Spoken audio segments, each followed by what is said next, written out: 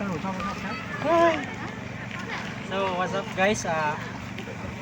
Punta na rin kayo ng Japan. O kasi pupunta ko ngayon tapos bukas uwi na rin kami. Ano lang kami dito mga nagkalat kami dito yung mga ano yung mga tokmol ba. Shoutout din sa mga ano sa mga tokmol friends. Sa mga tungo vlog dyan. Kapag pumunta kayo rito, ikutin nyo yung buong Japan dahil ma-miss kayo dito. At saka hanggang gusto ko dito sa Japan dahil ano, sobrang linis dito sa Japan. Talaga yan.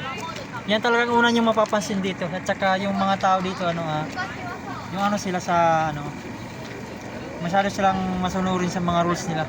Kahit kunting-kunting rules lang, ayan. Talagang susundin nila yun. Hindi tulad sa ating mga Pinoy. Pag kunting rules, binabaliwala lang natin. Ayan lang nagustuhan ko dito sa Japan. At saka ano dito, tahimik. Kung gusto niyo tahimik, yan, Japan. Tahimik ang Japan. Wala ka makikita dito nagbibideo sa kalye.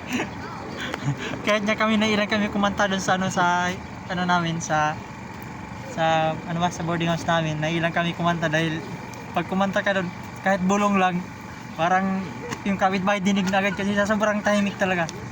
Parang nakakaya kumanta. At ayan lang guys, sana ipaalam nyo pa ako sa mga susunod kong video dahil mostly ng mga video ko ngayon dito na sa Japan. Ayan, thank you.